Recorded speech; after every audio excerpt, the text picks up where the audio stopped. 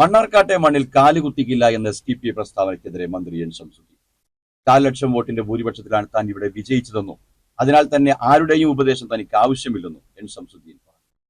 മറുപടി അർഹിക്കുന്നതല്ല, അതുകൊണ്ട് തന്നെ അതിനെക്കുറിച്ച് ഞാൻ പ്രതികരിക്കുന്നില്ല. No comment. ഞാനിപ്പോൾ മണ്ണാർക്കാട് ടൗണിലാണ് നിൽക്കുന്നത്. ഞാനിവിടെ നിന്ന് 4 ലക്ഷത്തിൽ പരം വോട്ടിന് ജയിച്ച ഒരു ജനപ്രതിനിധിയാണ്. അത് പ്രകാരം ഒരു ചുമതല പാർട്ടിയും മുന്നണിയൊക്കെ തന്ന് അത് കൃത്യമായി നിർവഹിച്ചുകൊണ്ടിരിക്കുകയാണ്.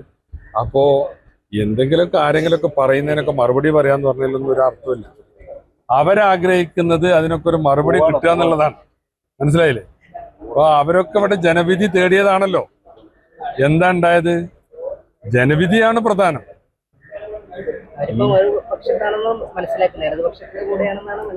അല്ല, അതാ ഞാൻ പറയുന്നത്. അതിനെക്കുറിച്ച് ഞാൻ പ്രതികരിക്കുന്നില്ല.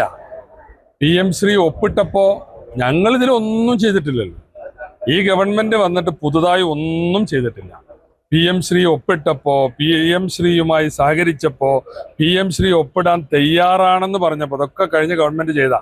ഞാൻ അസംബ്ലിയിൽ വിശദീകരിച്ചതാ. അന്നൊന്നും ഒരു പ്രതിഷേധവും ഇല്ലാത്ത ആളുകൾ ഇപ്പൊ വലിയ PM ശ്രീ വിരുദ്ധരാകുന്നതിലൊന്നും ഒരു അർത്ഥമില്ല. ഞങ്ങളെ സംബന്ധിച്ചിടത്തോളം ഗവൺമെന്റ് തുടർച്ചയാണ്. കേന്ദ്രത്തിലൊരു ഗവൺമെന്റ് ഉണ്ട്, സംസ്ഥാനത്തൊരു ഗവൺമെന്റ് ഉണ്ട്. അതൊക്കെ തമ്മിൽ ചില റിലേഷൻസ് ഉണ്ട്, നിയമപരമായ ബന്ധങ്ങളുണ്ട്. അതൊക്കെ നോക്കി ഞങ്ങൾ ഞങ്ങളുടെ നിലപാടിനനുസരിച്ച് തന്നെ പോകും. അതിനൊന്നും ആരുടെയും ഉപദേശം വേണ്ട. മനസ്സിലായില്ലേ? ഇതിലൊക്കെ ഒരു നിലപാട് സ്വീകരിക്കാൻ ഉപദേശം നമ്മൾ പുറത്തുനിന്ന് സ്വീകരിക്കണില്ല. നമുക്ക് ഉണ്ട്.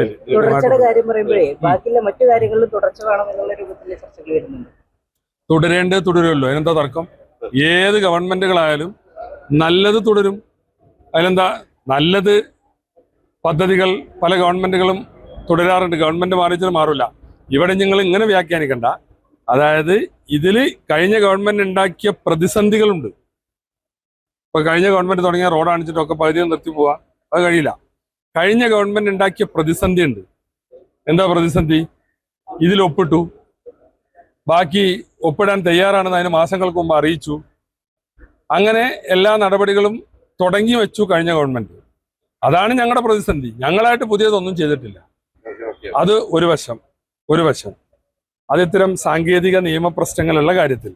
മറ്റു ചില കാര്യങ്ങൾ ഇപ്പൊ കഴിഞ്ഞ ഗവൺമെന്റിന്റെ എല്ലാ പദ്ധതിയും ഈ ഗവൺമെന്റ് വന്നാണ്ട് ഒഴിവാക്കുക, അങ്ങനെ ഒഴിവാക്കൂല. തുടരേണ്ട പദ്ധതികൾ, വിവിധ വകുപ്പുകളിലുള്ള പദ്ധതികൾ ഉണ്ടാവും.